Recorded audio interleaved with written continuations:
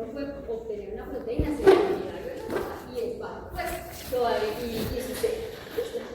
Entonces, quiero que comprendamos que para que una proteína pueda ser adecuadamente expresada, dentro hay tres cosas que deben de existir. Uno, el diseño del vector. Y eso es quizás lo más importante. Primero, el vector. O sea, dónde está ese marco de lectura y cómo está organizado. Y eso es lo más importante, porque si usted tiene el vector, pero el vector está mal diseñado, tiene otro codón de parada, lo dejaste sin colas o sin marcas al 5' o al 3', pues puede que sí veas su proteína, pero nunca la vas a poder purificar. ¿Listo?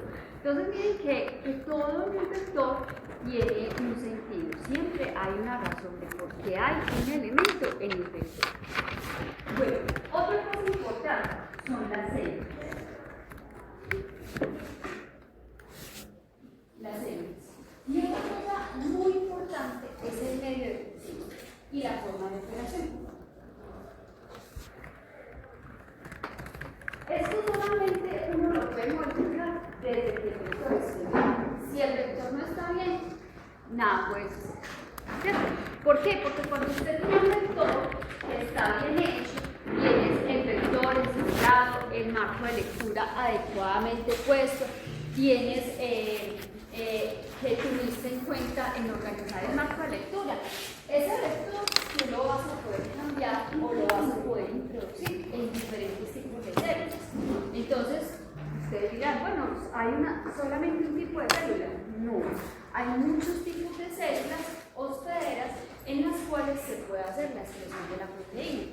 Y ese tipo de células, o lo que hacen las células básicamente, es entrar a solucionar muchos inconvenientes que se presentan es cuando se expresan proteínas heterólogas en E. coli. Me explico. Puedo expresar unas proteínas Aspergillus, pero en E. coli. Entonces, ¿qué pasa? Pues obviamente Aspergillus es un eucariota, E. coli es un procariota y E. coli te la expresa, pero con la maquinaria de ella y con las características que tiene ella, ¿cierto? Entonces, pero desde que usted tenga bien hecho el vector, usted hace muchas cosas. ¿Listo? Entonces, por eso quiero que comprendamos por qué la exigencia de hacer un vector bien hecho y de que ustedes tengan la manera de verificar si el vector está bien y si ese vector sí les va a funcionar. Porque si lo tienen mal, pues no hay nada que hacer, hay que volverlo a hacer. Entonces, con respecto a las células hospederas, pues las células con las que más se ha trabajado, con las que se tiene un conocimiento más amplio, son las células del coli. ¿Por qué? Porque las células del coli son de rápido crecimiento, porque se duplican rápidamente, porque en los medios de cultivo en los cuales se expresan o crecen esas células no son muy costosos. Entonces, por eso se utilizan esas células. Además de que con el coli siempre se conoce mucho de lo que es el metabolismo y la fisiología de coli, más que, por ejemplo, con Saccharomyces se supina. ¿Cuál es la célula que siempre, con la que se empezaron a hacer expresiones de proteínas? Digamos, la célula original es la cepa que se llama E. coli BL21. Las cepas BL21 tienen una característica y todo lo que ustedes vean derivado de BL21 va a tener esa característica. ¿Y cuál es esa característica? Es que esa cepa tiene, naturalmente, ella tiene truncados dos genes de unas proteasas. La proteasa, la OMPT, que es una proteasa externa de membrana, y una proteasa citoplasmática que se llama LON. Entonces, ¿qué le va a pasar? A ver, una célula normalmente tiene proteasas. Todas las células tienen proteasas. ¿Qué hacen las proteasas? Cortan las proteínas, ¿cierto? Su nombre lo dice, es una enzima que corta proteínas. Pero entonces, si yo tengo una cepa que es carente en esas proteasas, entonces, digamos, no va a tener la capacidad de cortar las proteínas, ¿cierto? Entonces, por eso esa cepa, o sea, la cepa BL21, es una cepa que inicialmente fue donde se empezaron a expresar proteínas, porque si usted utiliza una cepa, por ejemplo, una cepa que no tenga, o sea, que tenga los genes truncados, que no tenga los genes truncados, ¿qué va a pasar? Pues usted puede expresar la proteína, pero muy probablemente las proteasas, estas dos proteasas que van a hacer, van a degradar la proteína. Entonces, por eso es que esa cepa, digamos, fue la primera cepa en la cual se empezó a hacer expresión de las proteínas. Sin embargo, con el desarrollo pues, de muchos vectores de expresión, ¿qué pasó? Se dieron cuenta que no solamente eso era lo necesario, o sea, había que tener otras cosas, otros elementos adicionales para que la expresión de la proteína se diera de manera adecuada. Uno puede expresar proteínas en células de E. coli BL21 solitas, o sea, BL21, pero tienes que saber con qué promotor trabajar, ¿cierto? Porque como ya lo habíamos visto, normalmente los promotores con los cuales usted expresa proteínas son vectores virales, ¿cierto? Son promotores virales. Entonces, al tener un promotor viral, usted tiene que tener una RNA polimerasa viral, ¿cierto? Pero E. coli BL21 no tiene esa RNA polimerasa viral. Entonces, de BL21, que es una cepa que tiene esas dos mutaciones, se derivó esta cepa, E. coli BL21 de E3. Esta cepa es una cepa que porta un lisógeno. ¿Qué es un lisógeno? Un lisógeno o un profago es simplemente una fracción de DNA del fago. ¿Qué vamos a encontrar en esa fracción? Vamos a encontrar tres elementos. Y ojo, eso no está en el plasmid, eso está en el cromosoma de la célula de E. coli BL21. Entonces, hágase que esta es E. coli BL21 y aquí está el cromosoma. ¿Listo? Ese lisógeno está incorporado acá, en el cromosoma. Entonces, ese lisógeno, ¿de qué consta? Consta de tres elementos estructurales que son fundamentales para la expresión. ¿Qué necesita un plásmido que es un vector de expresión que es manejado con promotores de 100 para que se pueda expresar? La RNA polimerasa alfa, porque sí. Entonces, para empezar, el último elemento que hay aquí se llama el gen de la RNA polimerasa alfa, porque sí. ¿Cierto? Eso E. coli no lo tiene de forma natural, por eso se llama que es una cepa que porta un lisógeno, que es un DNA de un virus. Pero digamos, no, o sea, es un lisógeno porque es un segmento de DNA grande. ¿Qué más porta? Si lo pongo así, o sea, pongo el gen de la RNA polimerasa alfa que él siempre se va a expresar. Siempre necesito que se esté expresando.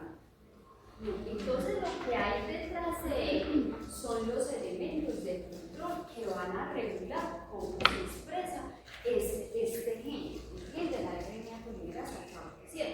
Entonces, para que esto pueda estar regulado y se pueda inducir, ¿qué necesito?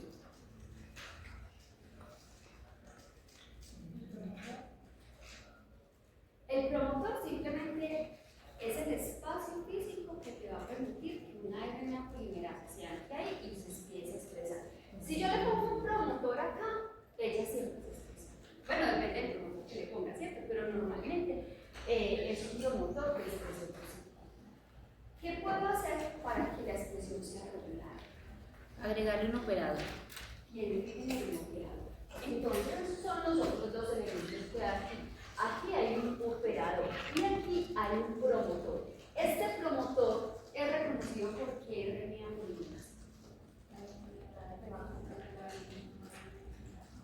La la del coli. Entonces, este promotor, este que hay aquí, se llama la UV5. UV.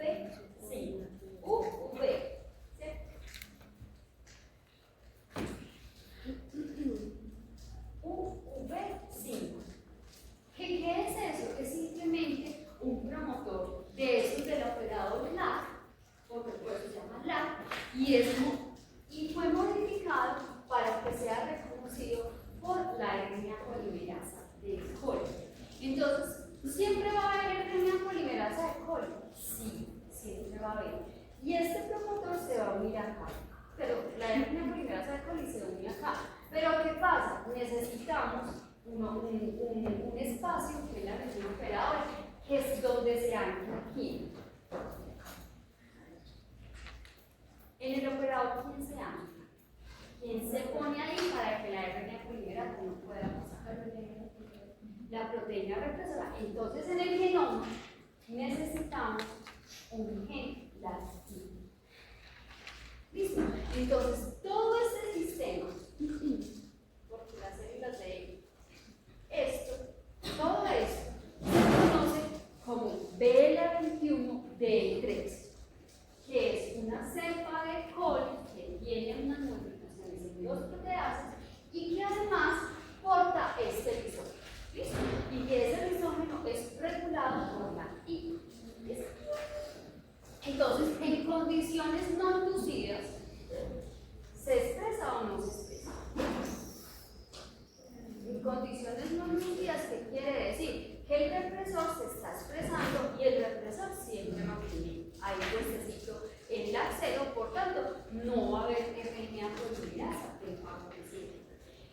Eso se ve ahí muy bonito, pero en la práctica a veces no funciona del todo tan bien.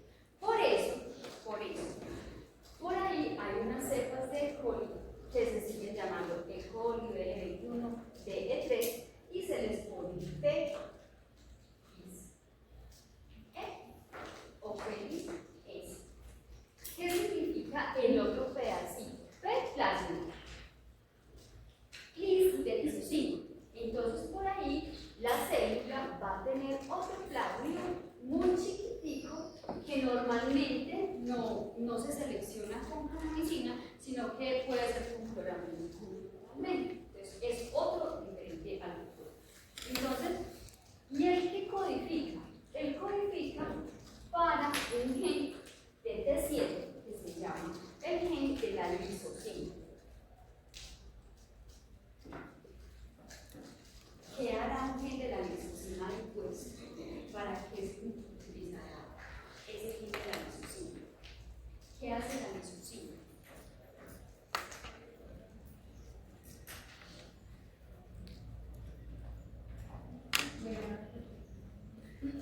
El gen de la lisocima, como toda la lisocima que se utiliza, es para dañar el perfil orgánico, ¿cierto? Pero es la lisocima del fago T7. Entonces, esa lisocima del fago T7 tiene una característica, no se relaciona con su actividad. Y la característica es que esta lisocima tiene una fuerte afinidad por la RNA polimerasa del fago T7 que se pueda producir. Entonces, miren que siempre en condiciones no inducidas, o sea, mientras el cultivo está creciendo, que no se quiere expresar proteína, en condiciones no inducidas, supuestamente esto no debería de producir nada. Pero, a veces, muchas veces, se producen unas pequeñas cantidades traza de RNA polimerasa. Mientras haya RNA polimerasa, esta RNA polimerasa se va a venir a pegar ¿a dónde? Al promotor del vector de expresión. ¿Y eso qué significa? Que en condiciones no inducidas uno va a tener una cantidad excesiva de proteína.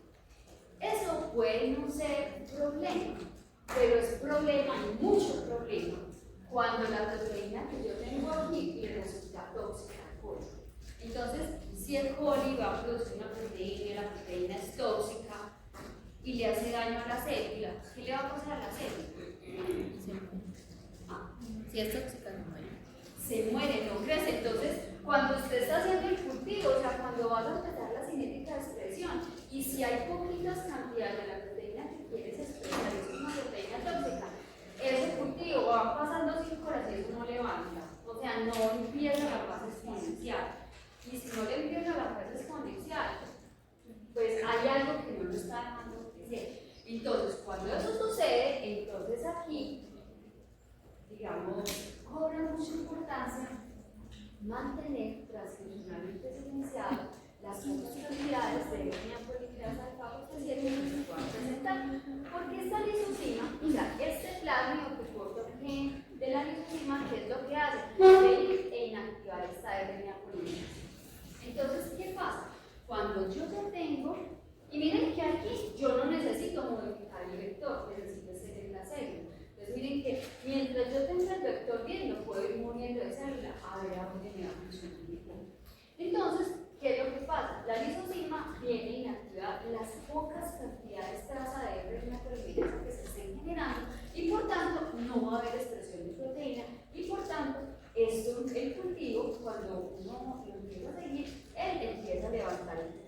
¿Listo? O sea, empieza la fase exponencial y recuerden que en la fase exponencial, en la media o en la tardía, se hace la inducción. Y cuando se hace la inducción, entonces ahí es donde empezamos a dar proteína.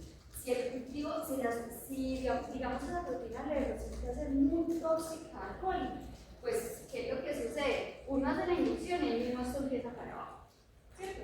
Pero ahí, digamos, qué pena con los ecologistas, pero a mí lo que me interesa es producir la proteína. Entonces, por eso es que uno hace la inducción a una altísima densidad para que las células que estén en ese momento viables hagan que me produzcan la proteína y ya. ¿Cierto? No es lo recomendable. O sea, no es lo recomendable, pero al menos si me producen la proteína, pues ya tengo la proteína. ¿Cierto? Entonces, no es lo más recomendable, pero digamos, para eso funciona eso. ¿Qué les quiero decir con esto? Que hay muchas células en las cuales usted puede hacer la expresión, pero, viene el pero, desde que usted tenga el vector bien hecho, porque usted el vector lo puede ir pasando de una BL21 D3 a una origami, a una roseta, a la célula que usted tiene, y ahí puede mejorar la producción de proteína. Entonces, miren que estas células, desde que tengan el lisógeno, usted va a asegurar que usted va a tener una fuente de RNA polimerasa para hacer la expresión, ¿cierto? Pero eso solamente es verdadero desde que usted tenga un vector que sea regulado porque sí. Casi todos los vectores de expresión de proteínas son regulados por el FAM T7 o por el promotor y el terminador T7. Pero si usted tiene otro vector, que hay unos vectores más viejitos que son regulados por promotores bacterianos, entonces usted ahí, ¿qué tiene que hacer? Trabajar solamente con BL21. ¿Sí? Hay unos plasmidos más viejitos que se regulan con sal. Estos generalmente se regulan con un DPG, pero hay unos que se regulan con sal. No funcionan tan bien, pero para unas proteínas pueden funcionar. ¿Listo? Entonces, las cepas de BL21 son modificadas con este lisógeno que porta el gen de la RNA polimerasa regulado por el promotor y por el operador para expresar la proteína recombinante en un momento adecuado. Entonces, miren que cuando yo utilizo estas células, desde el vector, si se acuerdan que el vector tiene el promotor, el operador, luego viene el ciclo de una ribosomas y luego viene lo que uno modifica, que es donde está todo el ciclo de clonación. Y eso que te va a asegurar que tú, bueno, y el vector también tiene la I. ¿Sí se acuerdan? Que está la I. Entonces eso, miren qué hace que usted tenga un doble segundo. Mirenlo acá. Miren que aquí está la I. Entonces eso qué hace, ese es el vector. En la célula también hay la I. Eso que le garantiza a usted, que usted tenga un doble seguro. ¿Para qué un doble seguro? Para que si se produce, si en condiciones no inducidas se produce un poquito de RNA polimerasa, pues eso puede o no afectarlo dependiendo de la proteína, ¿cierto? Por ejemplo, si es una lipasa, si es una amilasa, eso puede no generar ningún problema, pero cuando ya es una proteasa, sí. Pero miren que además en el vector también hay un plan y también hay un operador y también hay un problema. Entonces miren que todo está sincrónicamente regulado, tanto en el vector como en la célula. Y eso es súper importante, porque si tuviéramos la célula, o sea, en un sistema que no tenga una polimerasa, este plasmid nunca te va a funcionar. ¿Por qué? Porque tú necesitas que haya una fuente de una polimerasa viral para crear el fenómeno. Entonces, la RNA polimerasa de E. coli nunca te va a hacer eso. ¿Por qué? Porque simplemente no hay reconocimiento de eso.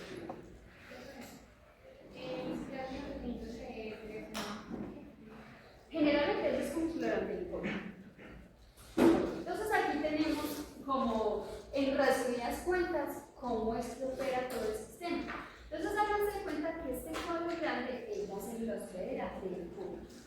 Entonces, miren que en la célula hospedera vamos a tener el lisógeno, que el lisógeno tiene un promotor para E. coli, que normalmente es la V5, luego sigue una reserva operadora y luego el fin de la RNA polimerasa alfa V5.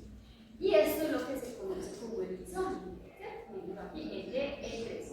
Y además en el cromosoma va a haber un gen latino. ¿Listo? Este gen latino, recuerden que produce un represor y ese represor viene y se ancla acá. Miren que aquí está dividida. Listo, entonces miren que en condiciones no inducidas, así haya RNA polimerasa de E. coli, que normalmente debería haber, pues ella no se va a poder unir acá. Se tiene que primero inducir el cultivo para que se desancle este represor y poder permitir que la RNA polimerasa venga y se pegue al promotor. Cuando ella viene y se pega al promotor, entonces va a haber RNA, se va a producir. Entonces, en estos sistemas que son con lactero, por esa región operadora, digamos, se necesita inducir dos proteínas. Primero, la RNA polimerasa de coli, la RNA polimerasa T7, para que ella reconozca a quién, al promotor que está en el vector. Entonces, miren que son dos proteínas, generalmente. Entonces, cuando ya hay RNA polimerasa del virus, entonces lo que pasa es que esta RNA polimerasa viene y reconoce el promotor T7, el promotor T7, que miren que es el promotor que normalmente está aquí en el vector. Entonces, esa RNA polimerasa que es producida por la célula viene y reconoce acá. Aquí es donde se ancla esa RNA polimerasa viral. Pero miren que adelante siempre hay un operador. En condiciones no inducidas, ahí debe estar anclado el represor. En condiciones inducidas, recuerden que el inductor le cambia la configuración al represor y lo desancla de ahí, y por eso en condiciones inducidas, cuando ya hay RNA polimerasa, digamos, pasa por ahí. O sea, se da el inicio de la transcripción y la traducción. Entonces, se produce la proteína. Pero todas estas cosas, o sea, todas esas modificaciones que se tienen para que se pueda producir la proteína tienen que ver específicamente con el paso previo antes de expresar la proteína y con los pasos que tienen que ver cuando ya la proteína se produce. Porque E. coli produce la proteína, ¿cierto? Pero ella produce la secuencia primaria y ella trata de plegarla como ella quiere. Bueno, como en su ambiente celular se lo permite, ¿cierto? Ustedes saben que el ambiente celular de E. coli, ¿cómo es? ¿Reductor o oxidativo? El citoplasma de E. coli, ¿cómo es? O sea, ese ambiente celular que se encuentra en E. coli, ¿cómo es? ¿Es reductor o muy oxidativo?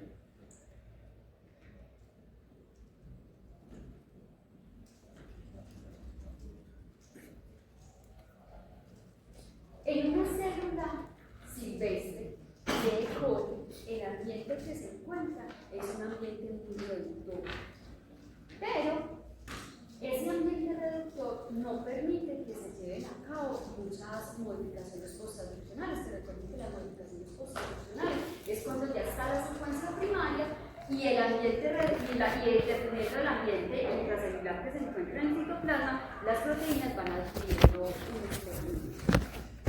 Entonces, por eso, vuelvo y repito, es súper importante el diseño del vector, porque uno cuando tiene un vector bien diseñado, pues ese vector tú lo puedes poner en las células que tú quieras y puedes ir comparando cómo te conviene más expresar la proteína.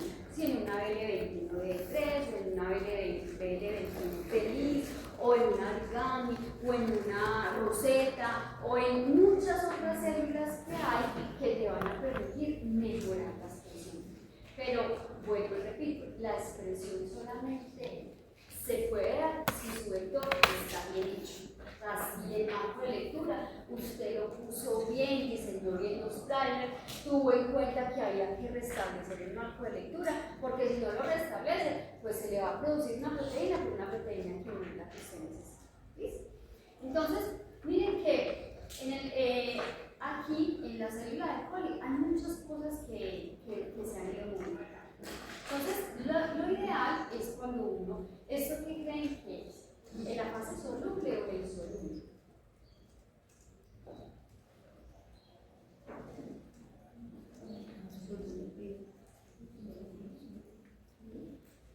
Si la cosa que yo les había comentado que cuando uno hace una cinética de expresión, uno diseña el medio productivo que normalmente uno empieza ¿en qué? En LB, que es el más sencillo. Cuando la proteína, digamos, necesita otros requerimientos, se van empezando a diseñar otros medios de cultivo para esos fines. Entonces ahí uno empieza a hablar del terrifi, otros medios de cultivo que tienen un poquito más de nutrientes para que la proteína, digamos, haya una mejor función. Pero uno empieza con el LB sencillo. Y obviamente con el marcador de selección. Entonces, cuando uno empieza, acá normalmente no empiezas con un 1% de inóculo, se maneja inóculos del 5 y del 10%. Recuerden que el inóculo o el tamaño del inóculo lo único que hace es que esto sea más grande o más pequeño. Entonces, normalmente con inóculos del 5%, esto se debe tardar alrededor de 2 horas. Entonces, cuando él empieza a crecer, uno empieza a monitorear que esto esté creciendo. ¿Por qué? Porque la célula ya aporta, o sea, esta célula comparada a la anterior a ella aporta un plasma y no sabemos cómo le vaya a caer ese plásmido que tiene un marco de lectura, cómo le vaya a caer a la célula. Por eso es que es importante que en este periodo, antes de la inducción, el gen de interés o el gen que se va a expresar esté transcripcionalmente secuenciado.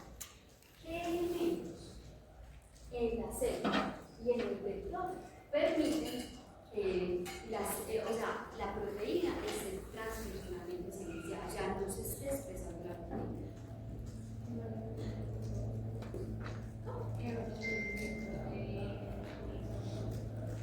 Que no haya.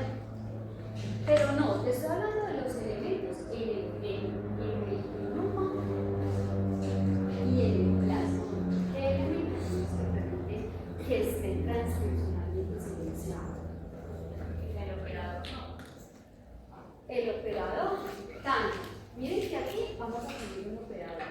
Y aquí también hay un operador. Entonces, el operador es uno. ¿Qué otro? ¿Qué otra cosa?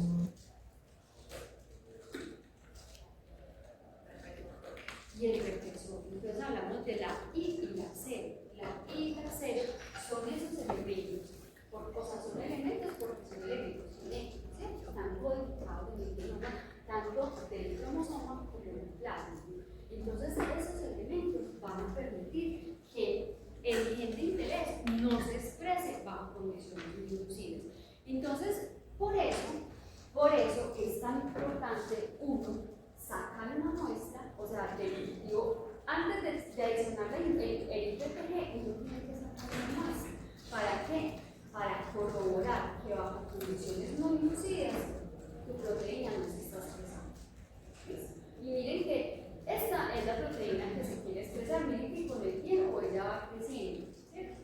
Va creciendo la cantidad de proteína. Y miren que el 0 es el momento antes de adicionar el IPPG. Entonces miren que bajo condiciones inducidas, si se está expresando porque hay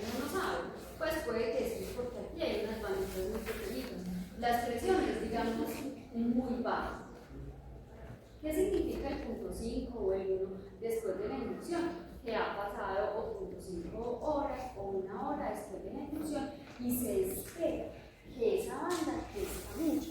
¿Por qué? Porque recuerden cuánto se tarda una célula para expresar una célula bacteriana. 3 minutos, 3 minutos.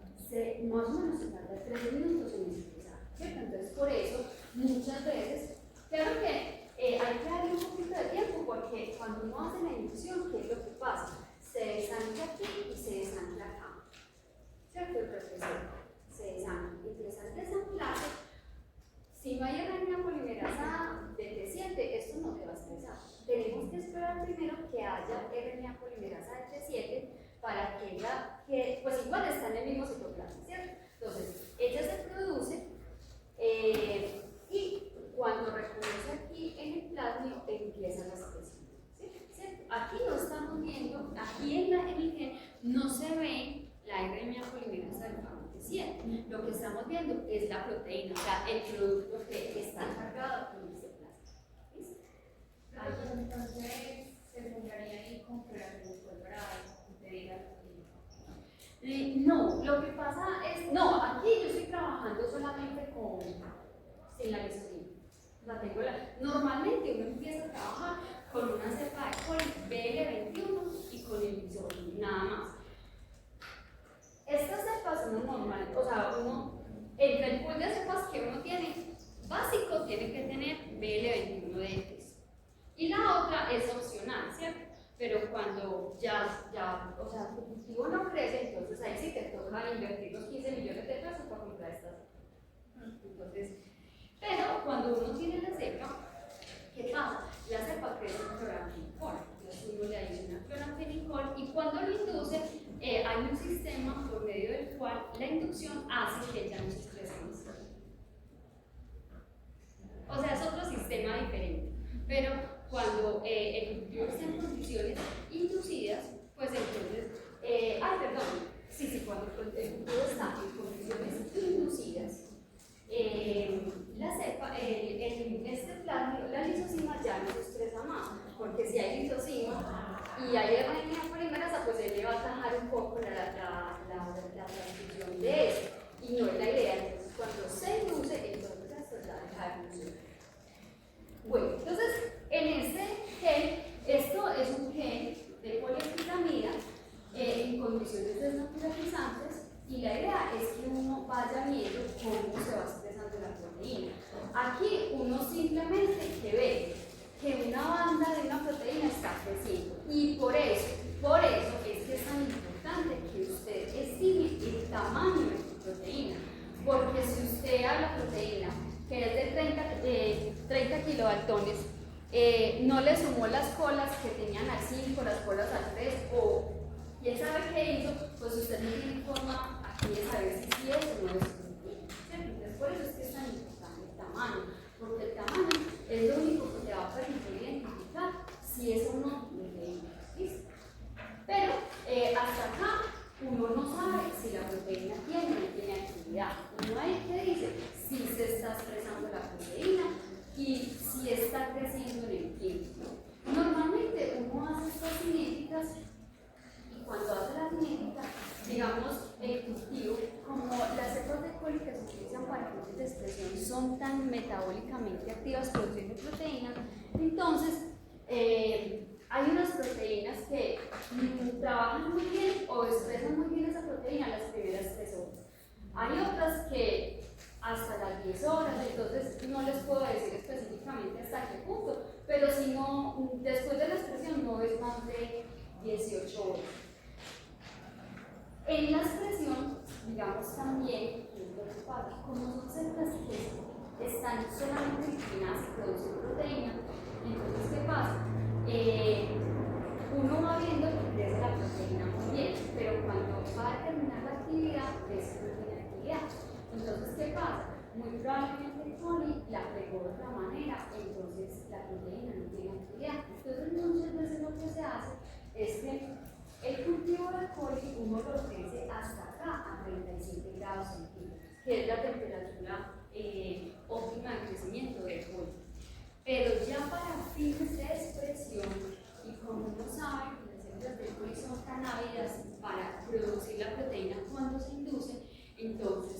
cuando se hace la inducción, esta temperatura uno la desciende hasta 20 grados centígrados. Pero eso ya son formas de operación, ¿cierto? Uno la baja a 20 grados centígrados, ¿para qué? ¿Qué le pasará a una célula cuando la cultivamos a 20 grados? El metabolismo se lentece, ¿cierto? Se vuelve más lento. Entonces, aquí, cuando yo trabajo con la inducción, a mí ya no me interesa que crezca la célula, porque ya la célula creció todo lo que tenía que crecer. ¿Qué me interesa? Que me produzca la proteína y que me la pliegue bien, ¿cierto? Entonces, cuando eso sucede, entonces, bajándole, digamos, las revoluciones al polio o bajándole la velocidad de crecimiento, digamos que ya se enlentece, las proteínas las produce un poquito más lento, las pliega un poco mejor, entonces eso es lo que a veces, muchas veces, hay que hacer cuando se trabaja con esta célula. Pueden haber proteínas que funcionan o quedan bien a 37 grados, pero digamos no es el común denominador. El común denominador es que uno tiene que bajar un poco la velocidad de crecimiento de coli cuando se hace la inducción. Entonces, aquí, pues esto es una fase insoluble. En la soluble normalmente se ven menos bandas. Miren toda la cantidad de proteínas que hay en un cultivo no inducido. Y miren la cantidad de proteínas que hay en un cultivo inducido. Y a las 3 horas, miren que esto está saturado. No corresponde al 50%, como lo dicen todos los sistemas de expresión. Que cuando usted expresa en este sistema, corresponde al 50%. No corresponde al 50%, pero miren que sí es mucha proteína. Listo, pero cuando usted purifica, digamos, se queda como con una banda de este tamaño. Entonces por eso ya ven por qué es tan costosa la purificación. Por eso las proteínas recombinantes son costosas, pero no son costosas por su sistema de clonación y expresión, sino por la purificación, porque pierden mucho ahí. Entonces, miren que solamente en la fase insoluble, miren toda la cantidad de proteínas que hay. Entonces, por eso es que reviste de una gran importancia las colas que usted ponga, porque solamente las colas te van a permitir rescatar tu proteína de ahí. No con otras cosas se pueden rescatar. Entonces, miren, cuando uno purifica, pues la purificación solamente es posible con las colas que tiene la proteína. Entonces, viéndolo como un poquito más didáctico, miren que tenemos aquí una célula de Coli-L21D3. Aquí tenemos el promotor LAC-V5, el LAC0, que es el operado, y la RNA polimerasa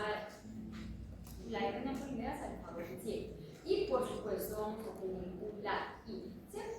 Miren que esa RNA polimerasa, ¿qué es lo que hace? Viene y reconoce el promotor T7 y luego está el diferencia.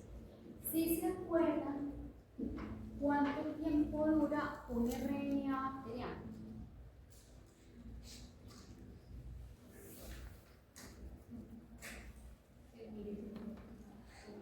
Eso es lo que dura una flor, o sea, nada. Tan pronto en una célula, recuerden que en una célula de coli, en una célula procariota, solamente tarda 3 minutos en transcribir, traducir y degradar el RNA. Entonces, ese RNA, miren que cuando el gen se va a empezar a traducir, se montan los ribosomas, o sea, los ribosomas inmediatamente y se montan sobre el RNA y empiezan a traducir la proteína y se obtiene la proteína. Pero tan pronto haya un N-terminal, o sea, un extremo N-terminal libre, que van a hacer la ribonucleadas, se van a unir. ¿Cierto? Entonces, por eso, algunas células de coli se modificaron desde la ribonucleasa. Entonces, ¿qué se hizo?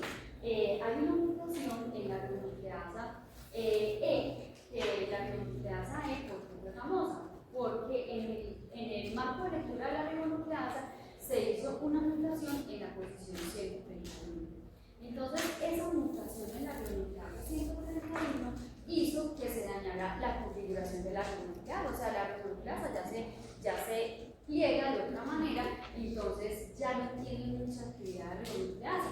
Entonces, miren que en el caso anterior, aquí tenemos activa la ribonucleasa, que es lo que hace degradar el RNA. Pero acá, cuando ya tenemos la ribonucleasa con la mutación en la posición 131, entonces, ¿qué pasa? hay muchos RNAs. Y mientras en el citoplasma hayan RNAs, pues los ribosomas siguen leyendo. Entonces, ¿qué pasa? Incrementa la cantidad de proteína que se puede obtener. Pues no sé si está muy obvio, pero el PET, que es el que queremos clonar, no tiene ni LAT-I ni promotor, o si tiene. ¿Cómo? No, pero claro, pero acuérdate que hay unos que lo tienen, hay otros que no lo tienen. Entonces hay unos PET que trabajan con el promotor T7 y con el operador. Hay otros que trabajan solamente con el promotor sin operador. Todo depende. Pero aquí es simplemente la representación de que es con T7, pero ¿por qué lo ponen T7? Porque aquí está el isómero. O sea, todo lo que diga T7, usted va a necesitar una célula que tenga el isómero. Porque si no tiene el isómero, no tiene que le a ese promotor. ¿Cómo se llamaba la técnica de lo de la Esto. Sí. Eso es un agente de probabilidad mía. Es un SST. Entonces, miren que cuando tenemos la mutación en la ribonucleasa, en la posición 131, van a ver, o sea, se va a incrementar la vida media del RNA. Por tanto, ese RNA pues, va a estar disponible para que los ribosomas lo puedan leer y por tanto va a haber más cantidad de proteína. Eso no aplica o eso no funciona para todas las proteínas, eso funciona para algunas. Entonces, por ejemplo, acá ellos lo evaluaron tanto para la beta-galactosidasa como para la luciferasa, que son dos géneros de proteínas que han funcionado bien. Entonces, miren, en la cepa wild type, o sea, la cepa que no tiene ninguna mutación en la posición 131 de la ribonucleasa, ¿qué pasa? En condiciones U es no inducido. En condiciones no inducidas, obviamente no se produce. Bajo condiciones inducidas, mira que se produce esa beta-galactosidasa y se produce, digamos, buena cantidad. En condiciones no inducidas, en la cepa que ya tiene la mutación, mire que se produce, o sea, en condiciones no inducidas se produce mucho. ¿Eso qué quiere decir? Que bajo condiciones no inducidas todavía se está produciendo un poco de esa RNA polimerasa y por tanto se está produciendo la proteína de interés. En este caso, ¿cuál es la proteína de interés? La beta-galactosidasa. Entonces, en condiciones no inducidas se está produciendo, pero la beta-galactosidasa no le hace daño al colon. Entonces, por eso no le pasa nada a la célula. Pero miren que bajo condiciones inducidas, miren cómo se vuelve esa banda. O sea, es una banda gigantesca. Uno pensaría que así aplica para todas las proteínas. No, no es así. Miren que hacen el mismo experimento con la luciferasa y no se ve lo mismo. Aquí está la cepa wild type, que no tiene mutaciones, condiciones no inducidas, condiciones inducidas. Miren que en condiciones inducidas no es que se produzca mucho. Podemos comparar este inducido y este inducido y aquí sí podemos decir que hay como una mejora en la cantidad de proteína gracias a la mutación en la posición 131 de esa ribonucleasa. Sin embargo, pues no se quedaron solamente ahí, se empezó a trabajar con ese plasmidoglicosima que se llama PELIS. PELIS, P de plasmido, lis de lisosima. Entonces, esa es la lisosima alfa BT7. Entonces, esa lisosima lo que hace es inhibir a la RNA polimerasa alfa BT7. Digamos, se une a ella y como la RNA polimerasa es una enzima, pues ella la corta y ya se acabó el problema. Esto para qué funciona muy bien. Uno lo ve sobre todo para proteínas que son muy tóxicas, que no dejan crecer ni siquiera la célula de coli. Entonces, normalmente se trabaja así. Se trabaja, por ejemplo, para proteasas, para toxinas que producen las bacterias diferentes del coli y que se quieren producir en esos sistemas que tienen que producir. El S y el E, hasta aquí solamente está lis de lisosima. Miren que yo les puse el S y el E, porque son dos cepas diferentes. El E tiene una astringencia mucho más fuerte y el S es una astringencia un poquito más moderada, pero el E uno normalmente utiliza es cuando la cepa no puede ni arrancar a crecer. Entonces se diferencian en los niveles de astringencia. Pero bueno, finalmente células van a haber muchas, ¿cierto?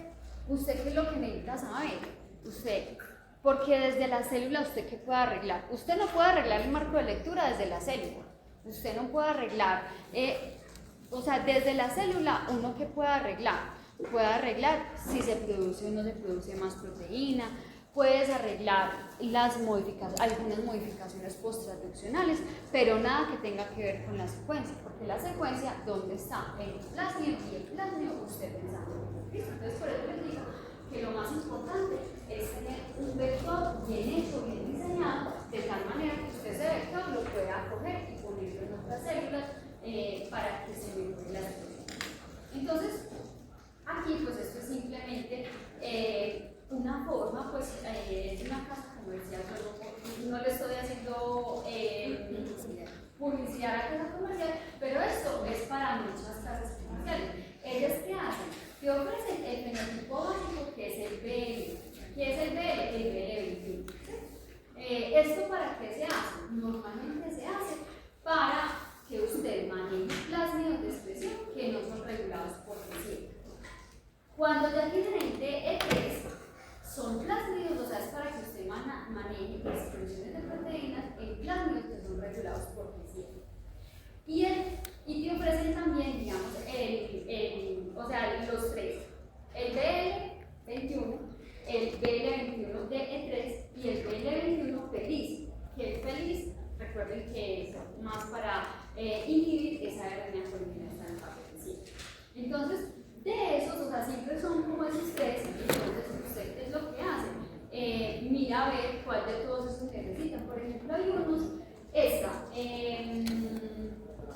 uno que te permite formación de fuentes de isospuro.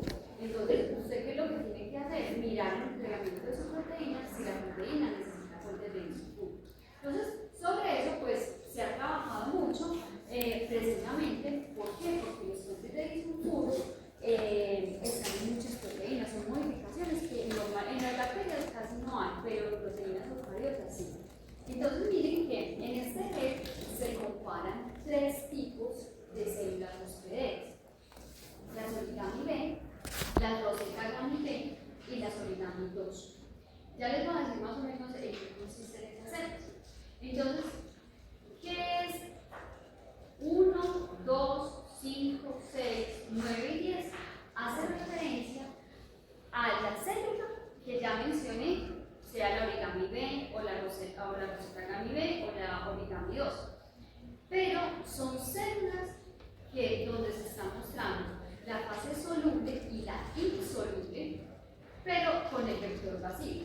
¿Cierto? Entonces, acuérdense que yo siempre les he dicho, un vector de expresión siempre te va a expresar algo, ¿cierto? Solito, siempre te va a expresar algo. Miren que en condiciones inducidas en la fase soluble, miren que acá en estos primeros 1, 2, 5, 6, 9 y 10, miren que cada célula tiene 4. Los dos primeros hacen referencia a la célula con el plásmido y el plásmido vacío. ¿Listo? Entonces miren acá, esto es lo que se produce. ¿Qué es eso? La cola. Pues la cola, pues esa proteína que se genera y que se refiere una cola, porque miren que, por ejemplo, en los vectores PET, en el PET28, tenemos 3 colas al 5' y tenemos una cola al 3'. Todo eso es una proteína, ¿cierto? Entonces, eso es lo que uno ve que se está produciendo. Esta queda en la fase soluble. Entonces, miren que acá está la proteína, aquí también está la proteína y aquí está la proteína. ¿Qué es interesante? Que la proteína que usted produzca, cómo se está produciendo. Entonces, este es el mismo vector, o sea, háganse de cuenta que se diseñó un solo vector y se puso en 3 células diferentes. Uno es en las origami B, otro es en la roseta y otro es en las origami 2. Entonces, miren, cambia la expresión. ¿Qué dicen ustedes? Miren que la proteína que se quiere producir es esta que está. Miren que es el mismo vector. Y a pesar de que es el mismo vector, la intensidad de la proteína cambia mucho.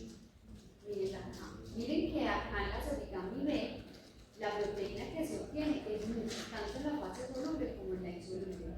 Esa misma proteína regulada en ese mismo vector en la roseta gami B y en la roseta gami B, digamos, no se produjo muy bien. Y en la origami 2 Tampoco. Entonces miren que sí hay un efecto de las células. ¿Cuál será la diferencia? La diferencia es muy sencilla. Las origami B provienen de las BL21. O sea, bueno, no les he dicho cuáles son las características de las origami. Las células origami, todo lo que ustedes vean origami, se llaman origami es porque tienen dos mutaciones en dos reductasas. Si se acuerdan que les había dicho que el ambiente celular de E. coli, ¿cómo es? ¿Reductor o oxidativo? Reductor. Es reductor. ¿Por qué? Porque él tiene muchas reductasas, ¿cierto? Entonces, esas reductasas es para que el ambiente en el citoplasma sea reductor. Un ambiente reductor no permite la formación de puentes disulfuros. Entonces, estas células origami, todas las células origami, tienen las mutaciones en dos reductasas, que es la tiorredoxina reductasa, es esta, la que conocemos, el gen se llama TRXB, que es la tiorredoxina reductasa, y la otra es la glutatión reductasa, que es la que el gen se llama GOE. Entonces, al tener esas dos mutaciones en las células origami, va a hacer que el ambiente en el citoplasma de la célula sea más oxidativo y permita la formación de puentes de disulfuro, porque los puentes de disulfuro se forman sí y solo sí cuando el ambiente es oxidativo y no reductor. Entonces, esas células están diseñadas para eso. Entonces, todo lo que ustedes vean origami tiene dos mutaciones, en la tiorredoxina reductasa y en la glutatión reductasa. Pero, ¿en qué se diferencian las origami B de las origami 2? Las origami B, estas que vemos aquí, las origami B derivan de la BL21. ¿Y cuál es la condición de la BL21? ¿Cuál es la característica de las BL21?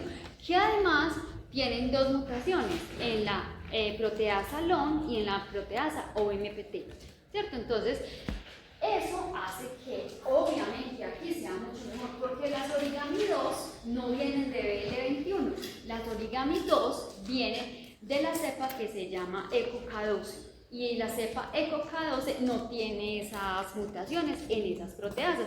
Entonces miren, aquí podemos ver claramente el efecto de que tiene una proteasa sin miren, degrada la proteína. Se produce la proteína, pero se degrada la proteína.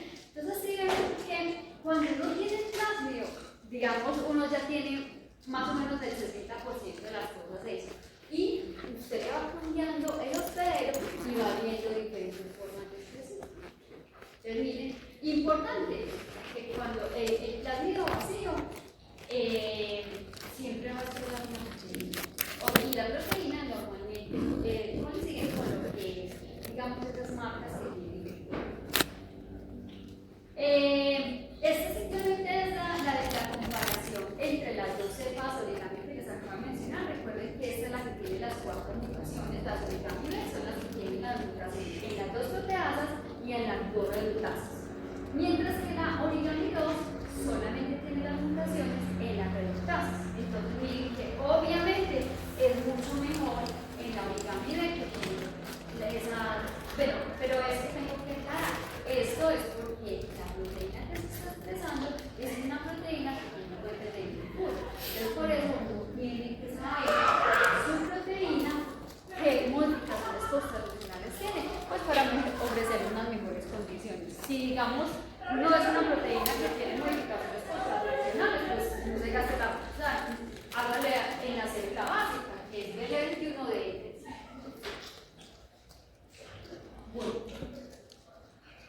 Bueno, entonces con estos sistemas de expresión de proteínas, pues, ¿qué es importante?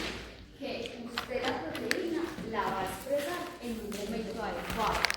Por eso es que es importante cuando usted hace este control de medio de cultivo, cuando haces el tiempo cero, que tú no veas proteína. ¿Por qué? Porque la proteína no, o sea, el vector no está diseñado y de hecho no es el objetivo que la proteína se exprese siempre. No, la proteína se tiene que expresar en el momento en que saca la inducción, no antes. Entonces, esos sistemas, digamos, te aseguran que, digamos, el gen clonado está bajo fuertes señales transcripcionales y traducciones del FAP27 o de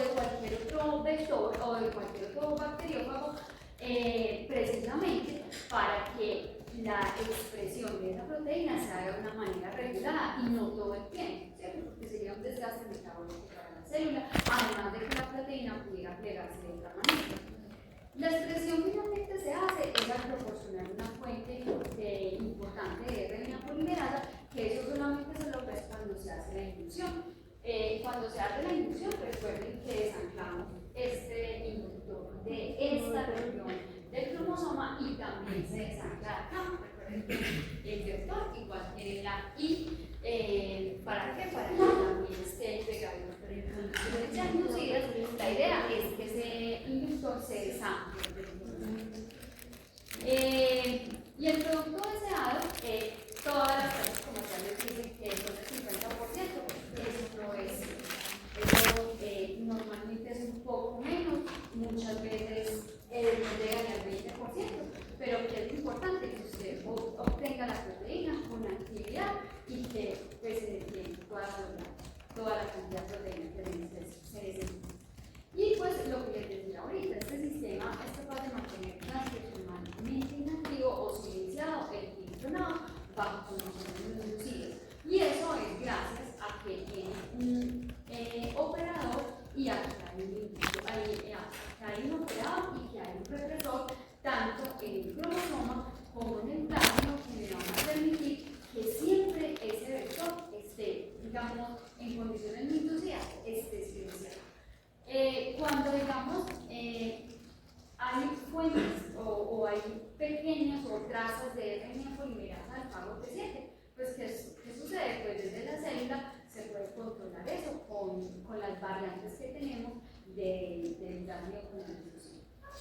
Entonces, esos sistemas de expresión, digamos, lo que tenemos siempre que asegurar es que los genes, al ser clonados en estos vectores de expresión de proteínas, deben de ser inicialmente puestos en células de clonación. ¿Por qué? Porque las células de clonación, el plasmio se va a poder replicar. Si un plasmio se puede replicar, posteriormente puede ser transcrito, traducido. Pero si él no se puede replicar, pues nunca voy a lograr que haya una proteína. Entonces, por eso es que es tan importante. Cuando usted tiene plasmio, lo incorpora en células de clonación, las células le crecen bien, hace extracción de ese material genético, manda a secuenciar, pero antes de mandar a secuenciar, hace todo lo que hicimos ayer, que verificamos por PCR, por enzimas de restricción. Ahí sí, digamos, hay mucha más probabilidad de que tu proteína se pueda expresar. Y una vez que usted ha logrado estabilizar ese plasma en células de clonación, ahí sí, ya con ese plasmio usted puede hacer lo que usted quiera en las diferentes variantes de células de expresión que hay. Llámese BL21D3, llámese Rosetta, llámese origami, y llámese toda la cantidad de células que hay, dependiendo de las necesidades que usted tenga, en función de modificaciones post-traduccionales para que su proteína le quede mejor plegada, tenga actividad, o la actividad se refiere mucho a lo que es la proteína síntesis. Entonces, con estos sistemas de expresión, casi todo, la inducción se hace con IgG. Entonces, normalmente el IgG se trabaja hasta 1 molar o hasta 1000 milimolar. Uno empieza con concentraciones más pequeñitas, normalmente uno empieza con 10, 100 y así sucesivamente, y va viendo cómo se va expresando su proteína con las diferentes concentraciones de IgG. Y obviamente pues esas células, ya les mostré pues una pequeña cantidad de células con las cuales normalmente se hace la expresión, pero igual usted, esa selección de células, usted la hace es dependiendo de las necesidades que usted tenga en función del plegamiento de la proteína o en función de qué tanta cantidad de proteína necesita. Con esto simplemente vemos que hay mucha flexibilidad con respecto a lo que son los sistemas de expresión, pero desde que usted tenga un vector y ya lo tenga ensamblado, usted puede hacer, digamos, puede evaluar la expresión de esa proteína en muchos sistemas hospederos que, obviamente, como ya les mostré en las diapositivas anteriores, pues les van a ofrecer diferentes resultados. Entonces, miren que son sistemas bastante flexibles. En sistemas PET, o sea, los sistemas PET o los plasmidos que se llaman PET, hay una variedad importante de esos plasmidos que obviamente pues, van a tener características muy diferentes y que te van a ofrecer diferentes cosas, que pues ya usted selecciona de acuerdo a sus necesidades. Entonces miren que así es como realmente funciona como el sistema. Miren que en el cromosoma vamos a tener, esta es una célula BL21 de 3 feliz. Entonces miren que en el cromosoma vamos a tener el lisógeno. Ese lisógeno es reconocido por la RNA polimerasa de E. coli, y cuando no hay, esto es, cuando ya está inducido, pues entonces se produce la RNA polimerasa del T7, y al producirse esa RNA polimerasa, miren que está la RNA polimerasa del T7, el viene y reconoce el promotor del plásmido, y ¿qué pasa? Se produce la proteína. Si necesitaríamos el feliz, entonces miren que se produce esta proteína lisosima del T7, y el que hace, pues viene y inactiva la RNA polimerasa del T7. Por tanto, en condiciones no inducidas, digamos, ahí es donde funciona mucho mejor para no tener proteína recombinante en condiciones no inducidas. Esto es lo que normalmente uno desearía ver, que la banda vaya creciendo conforme pasa el tiempo, pero va a llegar siempre un momento, dependiendo de cada proteína, que ya no se produce más, o sea, que simplemente se queda la expresión como en ese punto y ya no hay más proteína. Normalmente así es como se ven como las fases acuosas, o sea, cuando uno centrifuga y obtiene el desordenante, es lo que se ve, miren que no es muchas proteínas, normalmente se ven más proteínas en el pelo, o sea, en la parte insoluble. Y pues esto es simplemente como un mapa conceptual, como para resumirles cómo es que uno expresa una proteína. Normalmente uno lo que hace es digerir el vector, preparar el inserto, que ya les dije que acá esto es como lo más crucial. ¿Por qué? Porque cuando usted prepara el inserto, ¿qué quiere decir? Que usted tiene que diseñar los planos, ponerle sitios de restricción, y con los sitios de restricción usted va a hacer que la proteína tenga o tenga colas al 5, tenga o tenga colas al 3. Recuerden que con el inserto, usted, con el diseño del inserto, usted también le puede quitar las colas poniendo un color de parada y 3'. Entonces miren que son muchas las cosas que se pueden hacer. Por eso, digamos, este vector, pues, hay muchos vectores que son multipropósito, que te ofrecen la posibilidad de tener colas al 5, colas al 3. ¿Para qué? Para que usted, a partir de la forma como haga la clonación, pueda decidir cuántas colas le va a dejar. Luego entonces se hace la clonación. Esto inicialmente debe ser de células de clonación, luego se pasa a células de expresión, y esto de aquí para adelante, eso ya es como formas de operación, ¿cierto? O sea, la forma, y ya cuando se escala o se lleva a un bioreactor de 5.000 litros, eso ya, pero es con la misma célula, ¿cierto? Entonces, hasta aquí es más o menos donde llegamos nosotros, ¿cierto? Porque esto ya hace parte de otro profesional. Entonces, hasta acá es donde normalmente nosotros llegamos a hacer esas expresiones hasta de 1 litro, 2 litros para obtener la proteína. Entonces, ¿qué es lo importante? Uno poder solucionar las problemáticas que se van presentando en la expresión de proteínas. ¿Cuáles son, digamos, esas, o como las principales problemáticas que se presentan? De las problemáticas como más relevantes o de las que son más frecuentes es la incompatibilidad de codones. Acuérdense que si bien el código genético es degenerado, pues las células generalmente pues, no van a tener todos los anticodones para todos los codones posibles. Entonces, ahí pues uno puede utilizar unas cepas que se llaman roseta. Hay una roseta, pues hay unas cepas que se denominan roseta, y la roseta, sean de cualquier casa comercial, ellas lo que hacen es tener todos los anticodones para todos los anticodones en el plásmido que está codificado en tándem para todos los codones raros, ¿cierto? Entonces, cuando uno, por ejemplo, tiene, por ejemplo, una secuencia que, digamos, la trajo de una librería de un CDNA, de una fuente pues como desconocida, o de un lodo, o de algo que no sabemos ni qué es, y no sabemos de dónde deriva la secuencia, pues entonces si se va a expresar, Entonces lo ideal es tratar de ponerle una cepa hospedera que te ofrezca todos los anticones que sea posible para que a la hora de la traducción pues no se vaya a parar la traducción porque no hay código. ¿Listo? Entonces eso es una de las formas en las que más frecuentemente se soluciona. Otra cosa es optimizar los jóvenes, que me parece que es una estrategia un poquito más costosa porque es más específica para una secuencia, ¿cierto? En cambio, tener una cepa roseta, pues te sirve para todo, ¿cierto? En cambio, optimizar la secuencia de jóvenes es solamente para esa secuencia. Entonces, optimizar las secuencias, recuerden que es simplemente cambiar los codones por los que lee E. coli, pero aquí ya la pasarías a una cepa normal de expresión como la BL21 de ellos. Y la otra problemática que se presenta mucho es lo que tiene que ver con las modificaciones posttraduccionales, que recuerden que E. coli, pues sus proteínas no tienen modificaciones posttraduccionales, entonces ella normalmente no lo hace.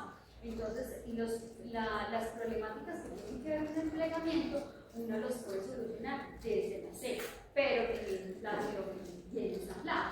Entonces, si usted tiene la secuencia primaria y está bien, entonces usted se lleva el vector para una célula que te haga, por ejemplo, puentes de disco puro, como ya vimos la cepa origami, o se las puede llevar a una cepa, a otra cepa diferente que te haga la modificación posttraduccional que tú necesitas. Por ejemplo, acetilación.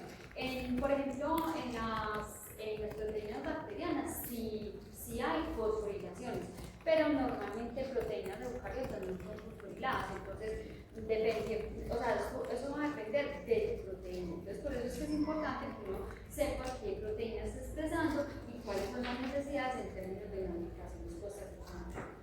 Pero, por ejemplo, si la película no hace ¿Cómo así? porque, por ejemplo, acá no se le da determinado de modificaciones posttraduccionales. Entonces, depende de la fórmula Por eso usted tiene que, o sea, primero usted ensambla el vector, ¿cierto? Cuando ya usted lo tiene bien, usted lo primero que hace es llevárselo a una cepa de esas, a la BL21, para que vea que se está produciendo la proteína. Si definitivamente E. coli, con su ambiente tan reductor, no permite la formación de esas modificaciones posttraduccionales, pues entonces obviamente cuando uno va a expresar una proteína, uno sabe qué modificaciones posttraduccionales tiene esa proteína. Si son proteínas bacterianas, uno ni se preocupa porque las proteínas bacterianas no tienen modificaciones posttraduccionales. Es cuando son proteínas eucariotas. Entonces, cuando tú, por ejemplo, tienes los puentes de disulfuro, entonces te toca conseguir una cepa que tenga las mutaciones en las reductasas para que pueda hacer esos puentes de disulfuro. Si son otras, hay otras cepas de coli que al menos te ofrecen una modificación posttraduccional. pero, por ejemplo, nosotros no tenemos cosa, pero nos ayudan a pegar las proteínas de Hay un vector de los PET y otros que te ofrecen péptidos, que en el vector hay codificados unos péptidos para que la proteína que se va a expresar tenga una localización particular. Eso sí hay, pero todo va a depender de las proteínas, pues de la proteína que tú necesitas. Bueno, entonces, igual ustedes van a encontrar diferentes cepas de coli, por ejemplo acá, ustedes pueden encontrar diferentes cepas de coli que te permiten hacer esas cosas o esos tipos de modificaciones posttraduccionales que se necesitan. Lo otro es que cuando, digamos, no hay una cepa disponible para ustedes poder hacer la modificación posttraduccional, entonces, ¿usted qué es lo que le toca hacer? Cuando ya lo he ensayado, digamos, en muchas células hospederas, usted purifica la proteína, ¿cierto? Como se la haya producido E. coli. Y usted, ¿qué es lo que hace? Desnaturaliza la proteína con urea 8 molar. Entonces, cuando la proteína vuelve a su secuencia primaria, pues háganse cuenta que te queda así una secuencia primaria, el arreglo primario nomás. Entonces, usted qué es lo que hace, la empieza a tratar de plegar con unos buffer en particular, o sea, te toca hacer el plegamiento in vitro. cuando definitivamente desde la célula no se puede. Pero si la célula, o sea, lo que uno mínimamente le agradece a E. coli es que le produzca la secuencia primaria, porque ya cuando definitivamente no la pliega, y con muchos sistemas de operación desde el medio, desde la forma en que se crece la célula, cuando definitivamente no, entonces a usted le toca desnaturalizar la proteína y tratarla de plegar mucho. Normalmente con lo que se desnaturaliza es con urea 8 molar, y ya dependiendo de las modificaciones posttraduccionales que se necesiten, usted ahí pues uno encuentra ciertos buffers que te van a permitir la formación de algunas modificaciones posttraduccionales, por ejemplo como glicosilaciones, esas sí se pueden hacer por fuera, pero hay otras que no. Bueno, yo creo que hasta acá ya es el otro tema. Si quieren lo dejamos hasta acá. Les puedo resolver las preguntas que tengan en el momento. Igual ustedes saben que para, pues yo estoy acá, cuando tengan alguna pregunta, pues me pueden indicar. Pero estos 5 minuticos que tenemos los podemos destinar para esto. Sí.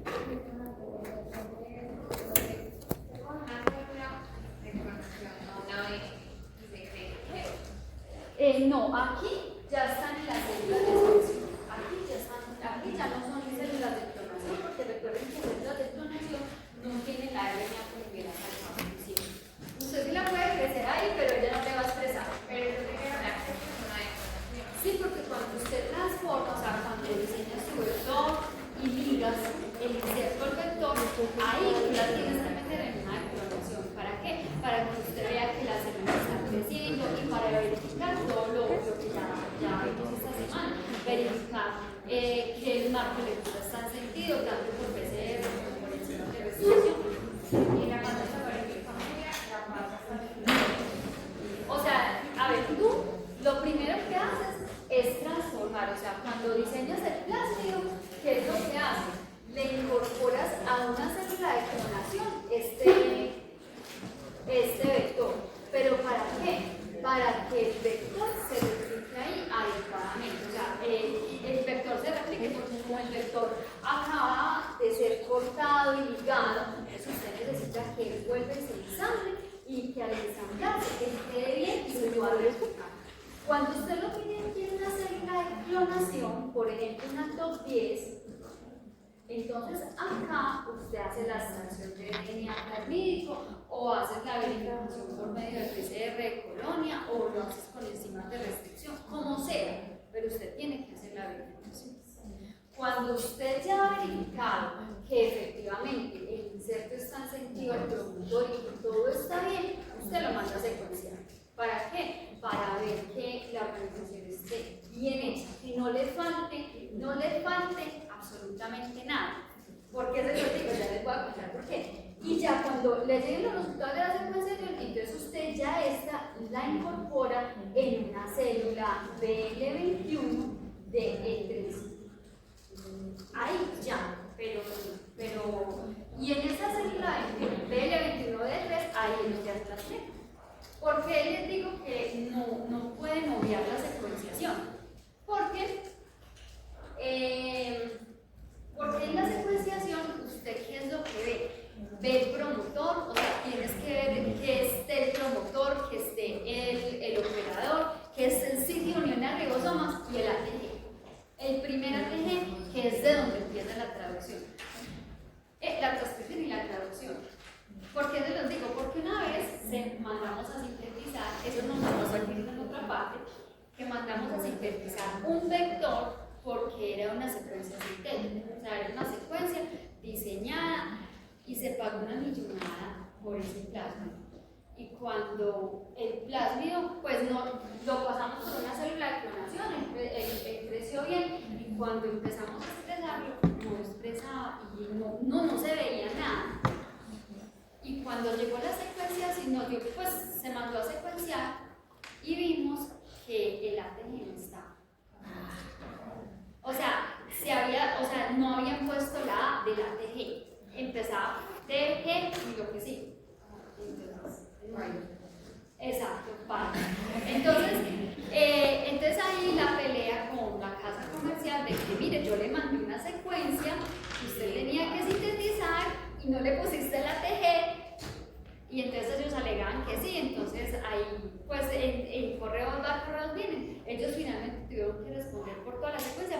era un plasmido total ensamblado, o sea, era todo eso. Por eso les digo que se gastó una millonada, porque era el inserto y el vector, era todo. Entonces, ahí la casa comercial tuvo que responder porque tenían que ponerle el ATG. Y miren que sin ATG nunca iba a empezar a expresar. Sí. Yo tengo una duda con la parte de sentido cognitivo. Yo para que los pesos, pero los tamaños, para verlo en una PCR y ver cuál es la sentido. Lo que pasa es que el sentido de la transcripción es uno, ¿cierto? Siempre en los vectores, pues siempre hay un sentido de la transcripción, sea para allá o sea para acá, dependiendo del vector. Usted con las enzimas de restricción trata de asegurar que sea de aquí para acá, o sea, que usted lo va a incorporar o sea, si esto va de aquí para allá, yo pongo siempre las primeras enzimas acá y las últimas acá. Con las enzimas de restricción usted trata de darle la orientación. Pero ¿qué pasa? Muchas veces cuando se trata de hacer eso, E. coli, bueno, no es E. coli, realmente no es E. coli. Cuando usted expone las secuencias del inserto y el vector, muchas veces en aras de poderlo ligar, la ligasa solamente le importa que haya un OH y un fosfato y me cierra eso. Y la célula, muchas veces la célula se encarga de reparar lo que hay adentro, o sea, los que quedan o los nucleótidos que faltan. Entonces, a veces E. coli no te respeta los sitios de restricción. Entonces, por eso uno a veces ve que a pesar de que usted lo hizo con dos enzimas de restricción, aquí le quedó el extremo N y aquí C.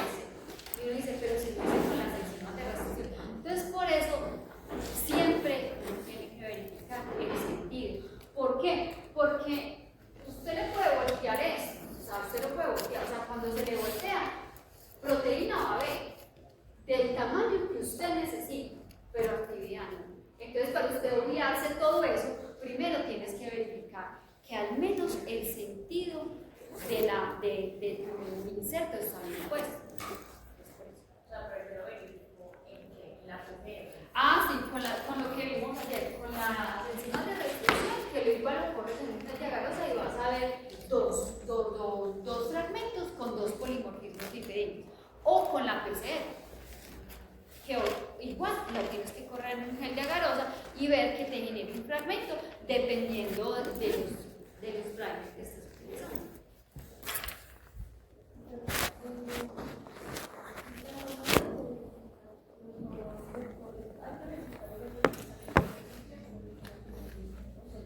Generalmente tú lo tienes en sentido, generalmente, pero tú tienes que considerar las dos, porque hay dos únicas posibilidades.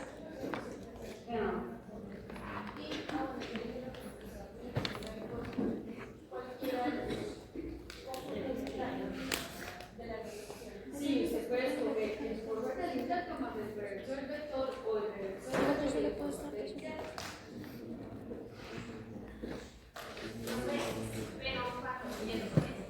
Pero por ejemplo, yo tengo las dos formas de cultivar mi sentido. Hay bandas que se parecen. No, con la restricción, por eso es que es importante que la enzima de restricción que usted seleccione sea que corte en el extremo del inserto. ¿Para qué? Para que el polimorfismo sea muy grande. O sea, no es que vayan a obtener una banda de 5000 y otra de 1000 y la otra, una de 5100 y la otra 900. Ahí, digamos, se teje demasiado delgado. O sea, no, sino usted tiene que obtener un polimorfismo donde las bandas sean muy diferentes. Y en la PCR, pues es que en la PCR no existe, o sea, no hay posibilidades de otro. O está así o está así. ¿Por qué? Por los planes que usted utiliza. Usted sabe, por ejemplo, que si usted utiliza el